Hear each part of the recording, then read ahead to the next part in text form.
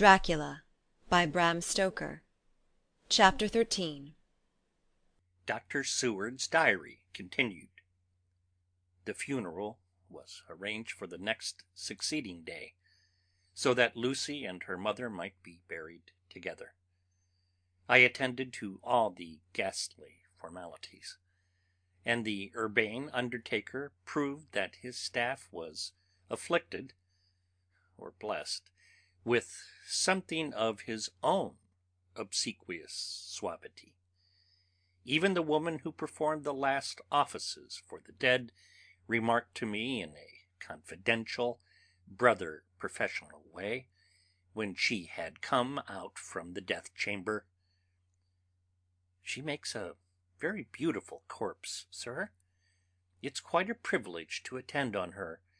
It's not too much to say that she will do credit to our establishment." I noticed that Van Helsing never kept far away. This was possible from the disordered state of things in the household. There were no relatives at hand, and as Arthur had to be back the next day to attend at his father's funeral, we were unable to notify anyone who should have been bidden. Under the circumstances, Van Helsing and I took it upon ourselves to examine papers, etc. He insisted upon looking over Lucy's papers himself. I asked him why, for I feared that he, being a foreigner, might not be quite aware of English legal requirements, and so might in ignorance make some unnecessary trouble. He answered me, I know, you forget that I am a lawyer as well as a doctor, but this is not altogether for the law. You knew that when you avoided the coroner. I have more than him to avoid. There may be papers more such as this." As he spoke, he took from his pocket-book the memorandum which had been in Lucy's breast, and which she had torn in her sleep. "When you find anything of the solicitor who is for the late Mrs. Westenra, seal all her papers, and write him tonight. For me, I watch here in the room, and in Miss Lucy's old room all night, and I myself search for what may be. It is not well that her very thoughts go into the hands of strangers." I went on with my part of the work, and in another half-hour had found the name and address of Mrs. Westenra's solicitor, and had written to him. All the poor lady's papers were in order. Explicit directions regarding the place of burial were given. I had hardly sealed the letter when, to my surprise, Van Helsing walked into the room, saying, "Can I help you, friend John? I am free, and, if I may, my service is to you." "Have you got what you looked for?" I asked. To which he replied, "I did not look for any specific thing. I only hoped to find, and find I have, all that there was, only some letters and a few memoranda, and a diary new begun. But I have them here, and we shall for the present say nothing of them. I shall see that poor lad tomorrow evening, and with his sanction I shall use some." When we had finished the work in hand, he said to me, "And now, friend John, I think we may to bed. We want some sleep, both you and I, and rest to recuperate. Tomorrow we shall have much to do, but for the tonight there is no need of us, alas." Before turning in, we went to look at poor Lucy. The undertaker had certainly done his work well, for the room was turned into a small chapelle ardente. There was a wilderness of beautiful white flowers, and death was made as little repulsive as might be. The end of the winding sheet was laid over the face. When the professor bent over and turned it gently back, we both started at the beauty before us, the tall wax candles showing a sufficient light to note it well.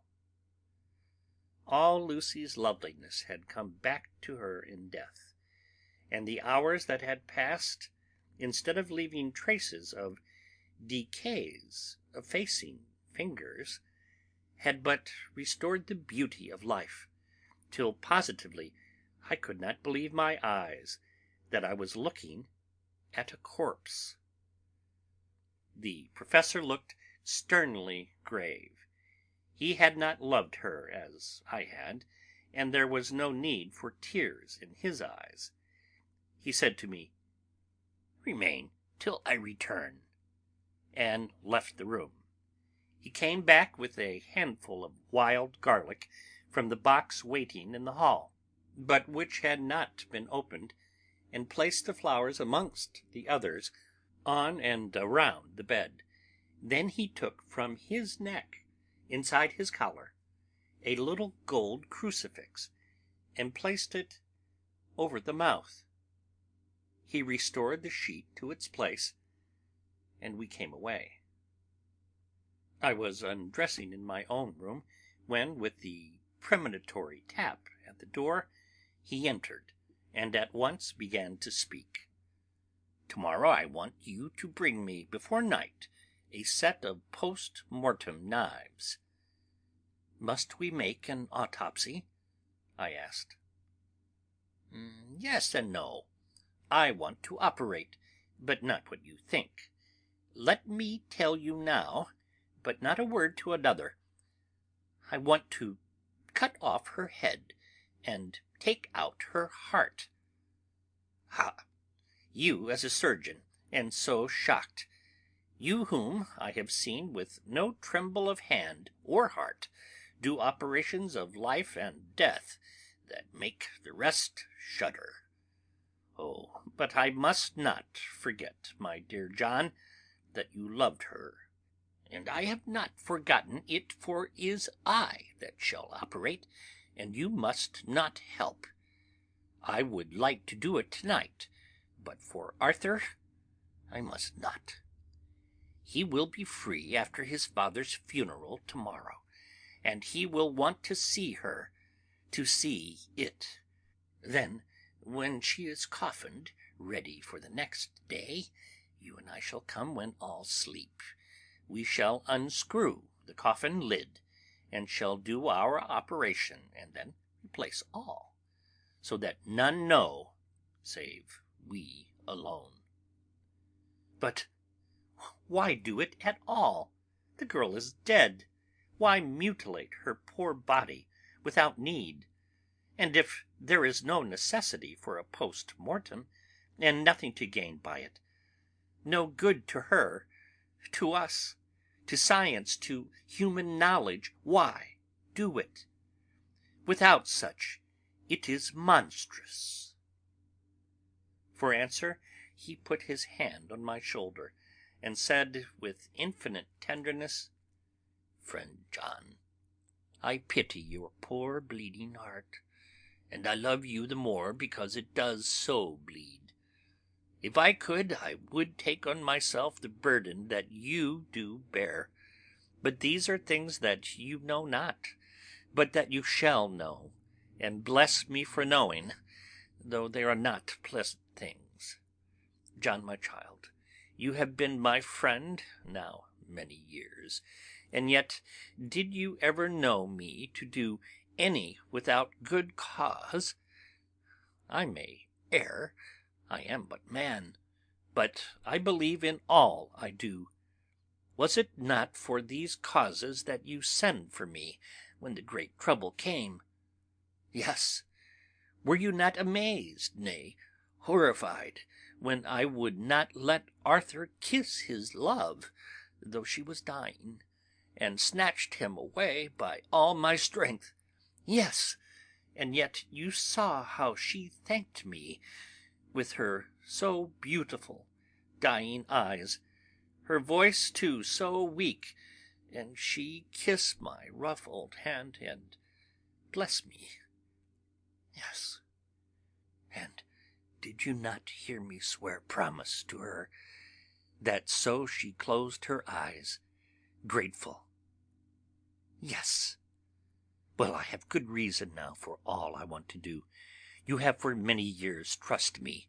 You have believed me weeks past, when there be things so strange that you might have well doubt. Believe me yet a little, friend John. If you trust me not, then I must tell what I think, and that is not perhaps well. And if I work, as work I shall, no matter trust or no trust, without my friend trust in me, I work with heavy heart, and feel oh so lonely, when I want all help and courage that may be. He paused a moment and went on solemnly. Friend John, there are strange and terrible days before us. Let us not be two, but one, that so we work to a good end. Will you not have faith in me? I took his hand and promised him. I held my door open as he went away, and watched him go to his room and close the door. As I stood without moving, I saw one of the maids pass silently along the passage. She had her back to me, so did not see me, and go into the room where Lucy lay. The sight touched me. Devotion is so rare, and we are so grateful to those who show it unasked, to those we love. Here was a poor girl putting aside the terrors which she naturally had of death, to go watch alone by the bier of the mistress whom she loved, so that the poor clay might not be lonely till laid to eternal rest. I must have slept long and soundly, for it was broad daylight when Van Helsing waked me by coming into my room. He came over to my bedside and said, "You need not trouble about the knives. We shall not do it." "Why not?" I asked, for his solemnity of the night before had greatly impressed me. "Because," he said sternly, "it is too late, or too early. See." Here he held up the little golden crucifix. "This was stolen in the night." "How stolen?" I asked in wonder, "since you have it now?" "Because I get it back from the worthless wretch who stole it, from the woman who robbed the dead and the living. Her punishment will surely come, but not through me. She knew not altogether what she did, and thus, unknowing, she only stole. Now we must wait." He went away on the word, leaving me with a new mystery to think of, a new puzzle to grapple with. The forenoon was a dreary time, but at noon the solicitor came. Mr. Marquand, of Holman, Sons, Marquand and Litterdale. He was very genial and very appreciative of what we had done, and took off our hands all cares as to details. During lunch he told us that Mrs. Westenra had for some time expected sudden death from her heart, and had put her affairs in absolute order. He informed us that, with the exception of a certain entailed property of Lucy's father, which now, in default of direct issue, went back to a distant branch of the family, the whole estate, real and personal, was left absolutely to Arthur Holmwood. When he had told us so much, he went on, "Frankly, we did our best to prevent such a testamentary disposition, and pointed out certain contingencies that might leave her daughter either penniless or not so free as she should be to act regarding a matrimonial alliance. Indeed, we pressed the matter so far that we almost came into collision, for she asked us if we were or were not prepared to carry out her wishes. Of course, we had then no alternative but to accept. We were right in principle, and 99 times out of 100 we should have proved, by the logic of events, the accuracy of our judgment. Frankly, however, I must admit that in this case any other form of disposition would have rendered impossible the carrying out of her wishes, for by her predeceasing her daughter, the latter would have come into possession of the property, and even had she only survived her mother by 5 minutes, her property would, in case there were no will, and a will was a practical impossibility in such a case, have been treated at her decease as her intestacy, in which case Lord Godalming, though so dear a friend, would have had no claim in the world, and the inheritors, being remote, would not be likely to abandon their just rights for sentimental reasons regarding an entire stranger. I assure you, my dear sirs, I am rejoiced at the result, perfectly rejoiced." He was a good fellow, but his rejoicing at the one little part in which he was officially interested of so great a tragedy was an object lesson in the limitations of sympathetic understanding. He did not remain long, but said he would look in later in the day and see Lord Godalming. His coming, however, had been a certain comfort to us, since it assured us that we should not have to dread hostile criticism as to any of our acts. Arthur was expected at 5 o'clock, so a little before that time we visited the death chamber. It was so in very truth, for now both mother and daughter lay in it. The undertaker, true to his craft, had made the best display he could of his works, and there was a mortuary air about the place that lowered our spirits at once. Van Helsing ordered the former arrangement to be adhered to, explaining that, as Lord Godalming was coming very soon, it would be less harrowing to his feelings to see all that was left of his fiancée quite alone. The undertaker seemed shocked at his own stupidity, and exerted himself to restore things to the condition in which we left them the night before, so that when Arthur came such shocks to his feeling as we could avoid were saved. Poor fellow! He looked desperately sad and broken. Even his stalwart manhood seemed to have shrunk somewhat under the strain of his much-tried emotions. He had, I knew, been very genuinely and devotedly attached to his father, and to lose him, and at such a time, was a bitter blow to him. With me he was warm as ever, and to Van Helsing he was sweetly courteous, but I could not help seeing that there was some constraint with him. The professor noticed it too, and motioned me to bring him upstairs.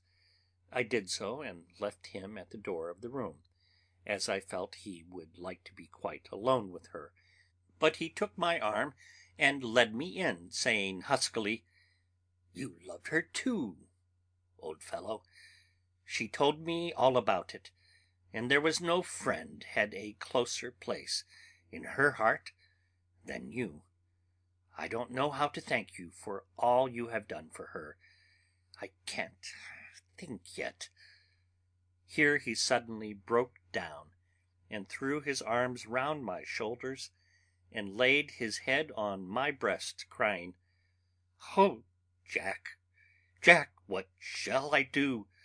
The whole of life seems gone from me all at once, and there is nothing in the wide world for me to live for."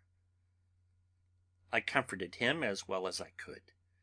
In such cases, men do not need much expression. A grip of the hand, the tightening of an arm over the shoulder, a sob in unison, are expressions of sympathy dear to a man's heart. I stood still and silent till his sobs died away, and then I said softly to him, "Come and look at her." Together we moved over to the bed, and I lifted the lawn from her face. God, how beautiful she was! Every hour seemed to be enhancing her loveliness. It frightened and amazed me somewhat. And as for Arthur, he fell to trembling, and finally was shaken with doubt, as with an ague.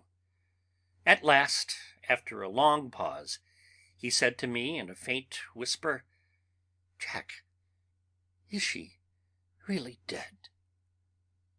I assured him sadly that it was so, and went on to suggest, for I felt that such a horrible doubt should not have life for a moment longer than I could help it, that it often happened that after death faces become softened and even resolved into their youthful beauty, that this was especially so when death had been preceded by any acute or prolonged suffering. I seemed to quite do away with any doubt, and after kneeling beside the couch for a while, and looking at her lovingly and long, he turned aside. I told him that must be good-bye, as the coffin had to be prepared. So he went back and took her dead hand in his, and kissed it, and bent over and kissed her forehead. He came away, fondly looking back over his shoulder at her as he came. I left him in the drawing-room and told Van Helsing that he had said good-bye, so the latter went to the kitchen to tell the undertaker's men to proceed with the preparations and to screw up the coffin. When we came out of the room again, I told him of Arthur's question, and he replied, "I am not surprised. Just now I doubted for a moment myself." We all dined together, and I could see that poor Art was trying to make the best of things. Van Helsing had been silent all dinner time, but when we had lit our cigars he said, "Lord—" But Arthur interrupted him. No, not that. For God's sake, not yet, at any rate. Forgive me, sir. I did not mean to speak offensively. It is only because my loss is so recent." The Professor answered very sweetly, "I only used that name because I was in doubt. I must not call you Mister, and I have grown to love you, yes, my dear boy, to love you as Arthur." Arthur held out his hand, and took the old man's warmly. "Call me what you will," he said. "I hope I may always have the title of a friend. And let me say that I am at a loss for words to thank you for your goodness to my poor dear." He paused a moment and went on. "I know that she understood your goodness even better than I do, and if I was rude or in any way wanting at that time you acted so, you remember." The Professor nodded. "You must forgive me." He answered with a grave kindness, "I know it was hard for you to quite trust me then, for to trust such violence needs to understand, and I take it that you do not, that you cannot trust me now, for you do not yet understand, and there may be more times when I shall want you to trust when you cannot, and may not, and must not yet understand. But the time will come when your trust shall be whole and complete in me, and when you shall understand as though the sunlight himself shone through. Then you shall bless me from first to last, for your own sake, and for the sake of others, and for her dear sake, to whom I swore to protect. And indeed, sir, said Arthur warmly, I shall in all ways trust you. I know and believe you have a very noble heart, and you are Jack's friend, and you are hers. You shall do what you like. The Professor cleared his throat a couple of times, as though about to speak, and finally said, May I ask you something now? Certainly. You know that Mrs. Westenra left you all her property? No, poor dear, I never thought of it. And as it is all yours, you have a right to deal with it as you will. I want you to give me permission to read all Miss Lucy's papers and letters. Believe me, it is no idle curiosity. I have a motive of which, be sure, she would have approved. I have them all here. I took them before we knew that all was yours, so that no strange hand might touch them, no strange eye look through words into her soul. I shall keep them, if I may. Even you may not see them yet, but I shall keep them safe. No word shall be lost, and in good time I shall give them back to you. It is a hard thing that I ask, but you will do it, will you not, for Lucy's sake? Arthur spoke out heartily, like his old self. Dr. Van Helsing, you may do what you will. I feel that in saying this I am doing what my dear one would have approved. I shall not trouble you with questions till the time comes. The old Professor stood up as he said solemnly, And you are right. There will be pain for us all, but it will not be all pain, nor will this pain be the last.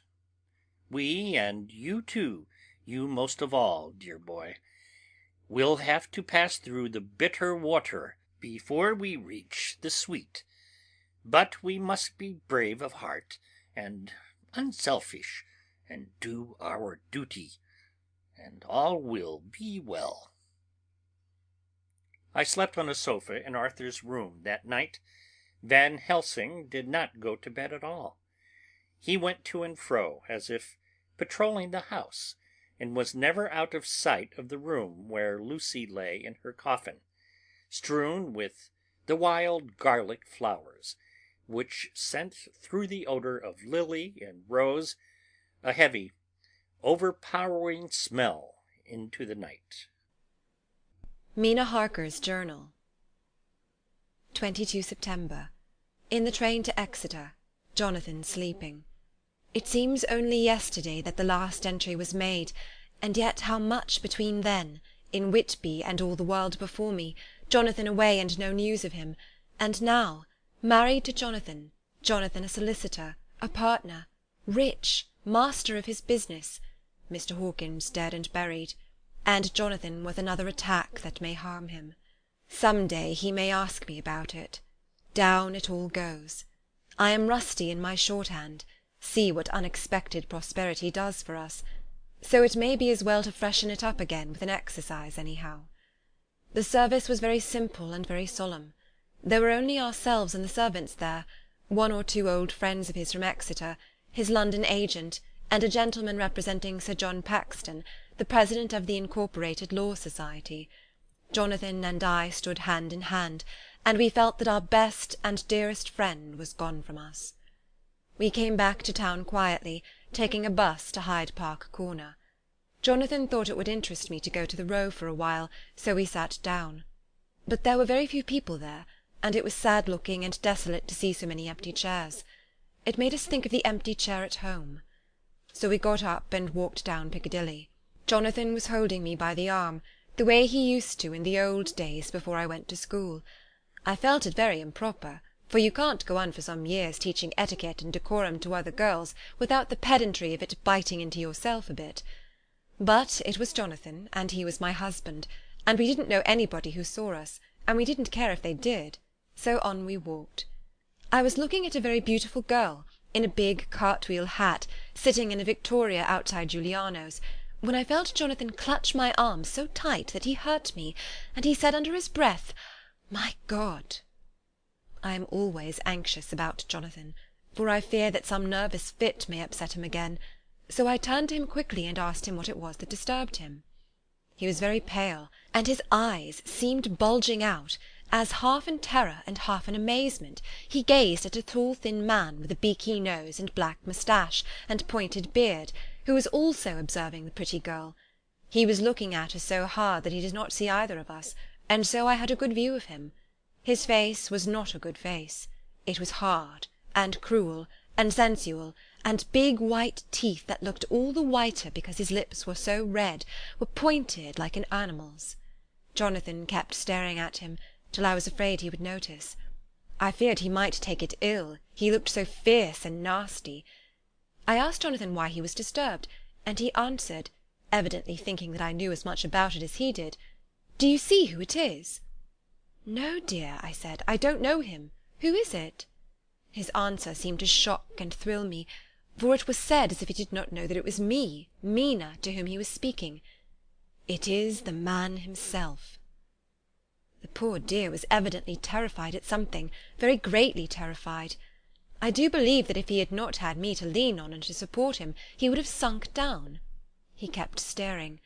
A man came out of the shop with a small parcel, and gave it to the lady, who then drove off.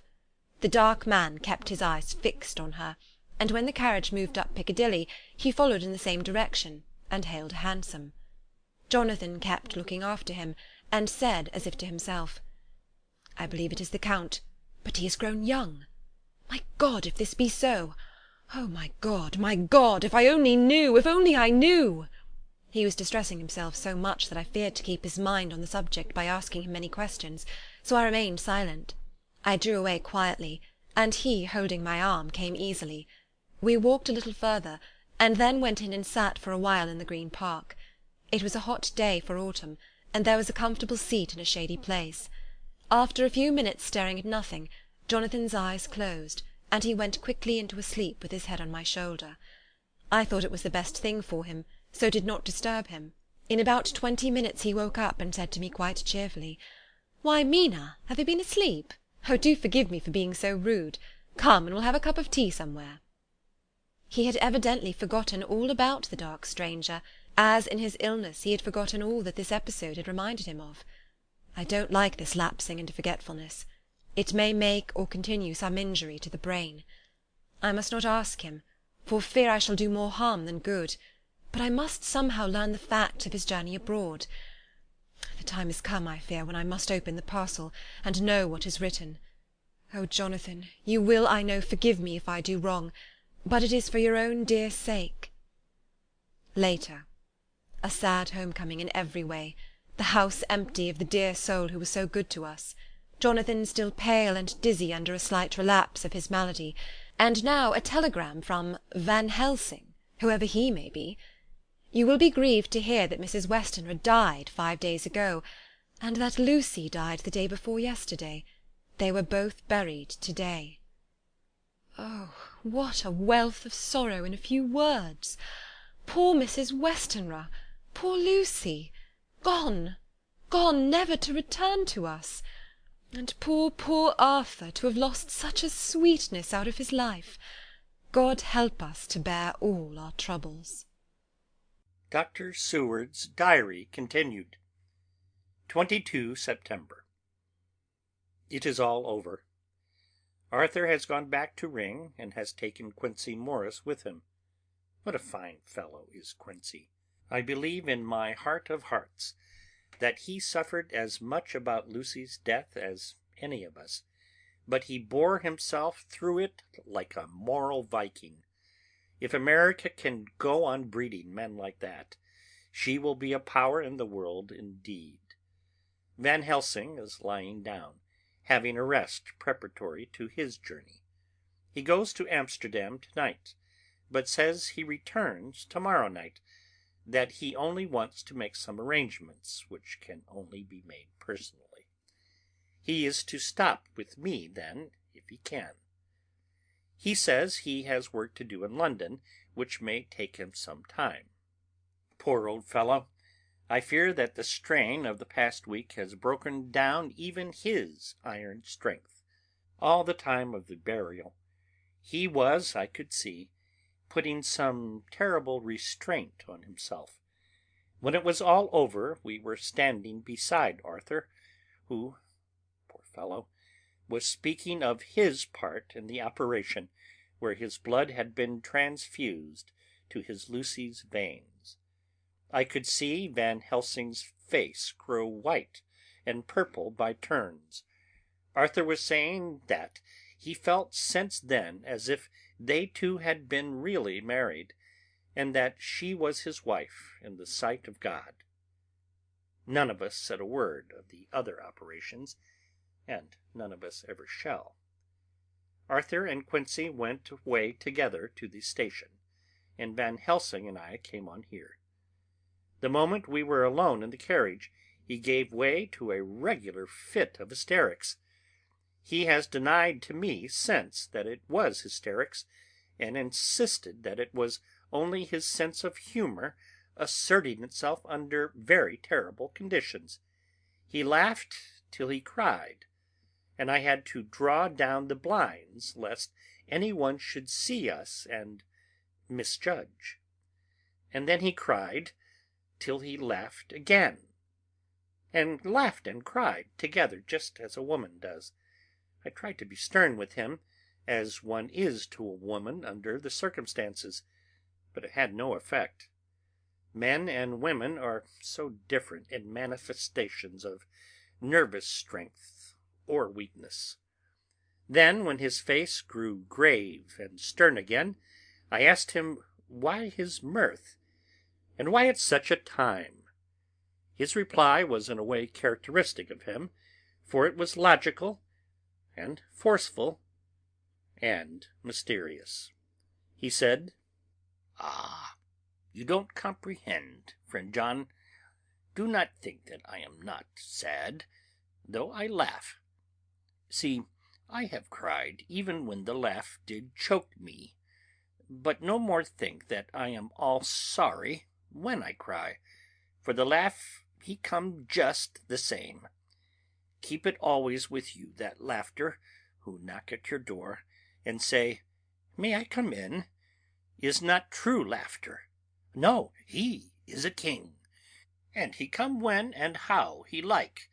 He ask no person, he choose no time of suitability. He say, 'I am here.' Behold an example. I grieve my heart out for that so sweet young girl. I give my blood for her, and though I am old and worn, I give my time, my skill, my sleep.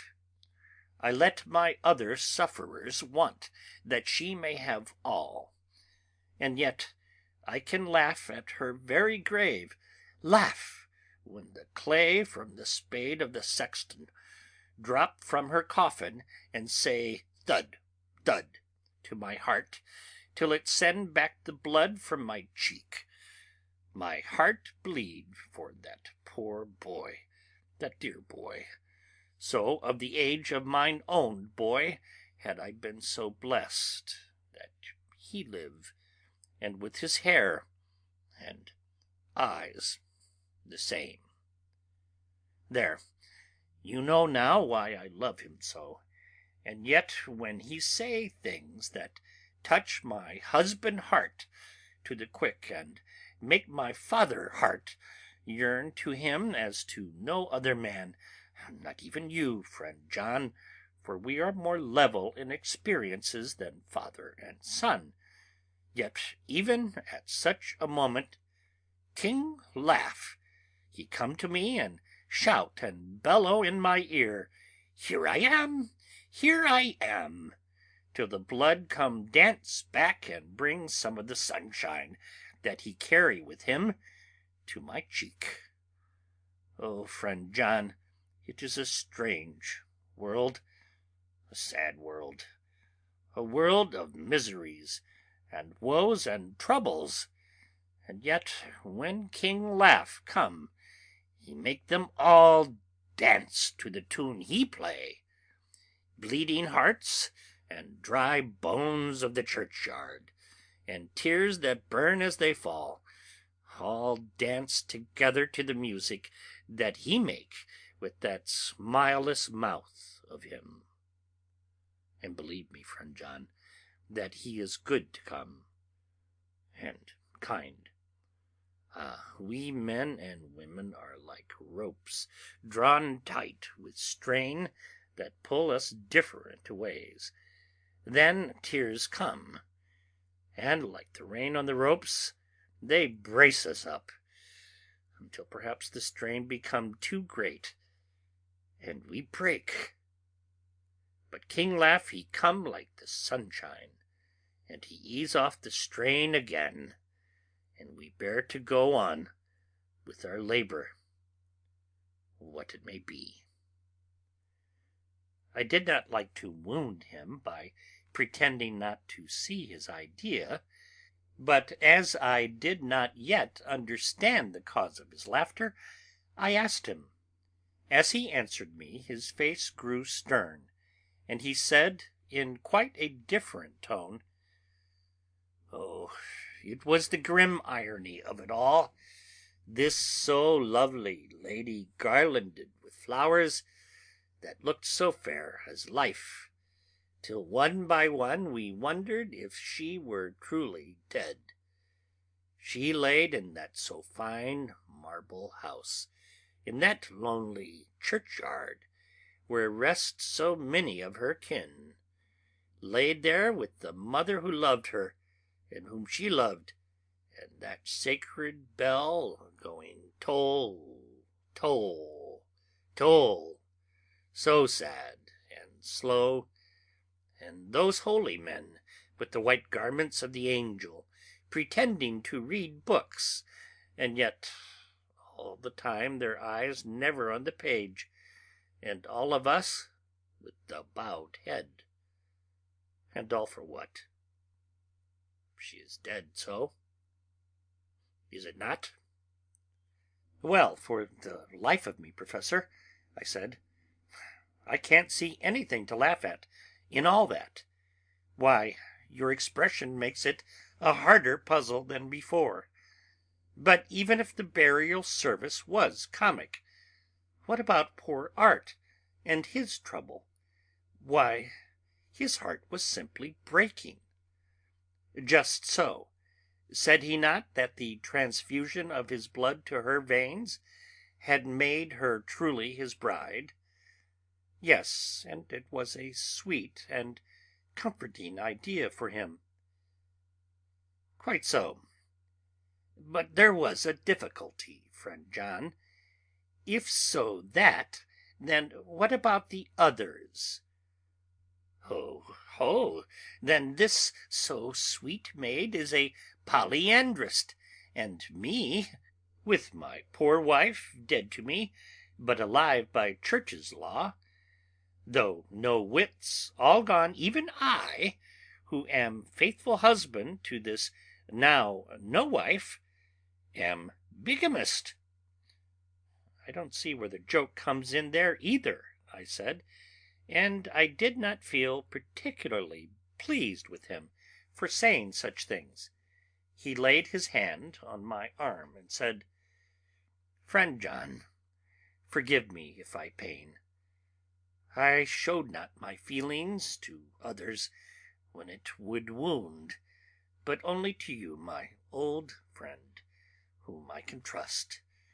If you could have looked into my heart then when I want to laugh, if you could have done so when the laugh arrived, if you could do so, now, when King Laugh have pack up his crown and all that is to him, for he go far, far away from me, and for a long, long time. Maybe you would perhaps pity me the most of all." I was touched by the tenderness of his tone, and asked why. "Because I know." And now we are all scattered, and for many a long day loneliness will sit over our roofs with brooding wings. Lucy lies in the tomb of her kin, a lordly death-house in a lonely churchyard, away from teeming London, where the air is fresh, and the sun rises over Hampstead Hill, and where wild flowers grow of their own accord. So I can finish this diary, and God only knows if I shall ever begin another. If I do, or if I even open this again, it will be to deal with different people and different themes, for here at the end, where the romance of my life is told, here I go back to take up the thread of my life work. I say sadly, and without hope, finis. The Westminster Gazette, 25 September. A Hampstead Mystery. The neighbourhood of Hampstead is just at present exercised with a series of events which seem to run on lines parallel to those of what was known to the writers of headlines as the Kensington Horror, or the Stabbing Woman, or the Woman in Black. During the past 2 or 3 days several cases have occurred of young children straying from home, or neglecting to return from their playing on the heath. In all these cases the children were too young to give any properly intelligible account of themselves, but the consensus of their excuses is that they had been with a bloofer lady. It has always been late in the evening when they have been missed, and on 2 occasions the children have not been found until early in the following morning. It is generally supposed in the neighbourhood that, as the first child missing gave as his reason for being away that a bloofer lady had asked him to come for a walk, the others had picked up on the phrase and used it as occasion served. This is the more natural as the favourite game of the little ones at present is luring each other away by wiles. A correspondent writes us that to see some of the tiny tots pretending to be the bloofer lady is supremely funny. Some of our characterists might, he says, take a lesson in the irony of grotesque, by comparing the reality and the picture. It is only in accordance with general principles of human nature that the bloofer lady should be the popular role at these alfresco performances. Our correspondent naively says that even Ellen Terry could not be so winningly attractive as some of these grubby-faced little children pretend, or even imagine themselves to be. There is, however, possibly a serious side to the question, for some of the children, indeed all who have been missed at night, have been slightly torn or wounded in the throat. The wounds seem such as might be made by a rat or small dog, and although of not much importance individually, would tend to show that whatever animal inflicts them has a system or method of its own. The police of the division have been instructed to keep a sharp lookout for straying children, especially when very young, in and around Hampstead Heath, and for any stray dog which may be about. The Westminster Gazette, 25 September. Extra Special. The Hampstead Horror. Another child injured. The bloofer lady. We have just received intelligence that another child, missed last night, was only discovered late in the morning under a furze bush at the Shooter's Hill side of Hampstead Heath, which is perhaps less frequented than the other parts. It has the same tiny wound in the throat as has been noticed in other cases. It was terribly weak and looked quite emaciated. It, too, when partially restored, had the common story to tell of being lured away by the bloofer lady. End of chapter 13.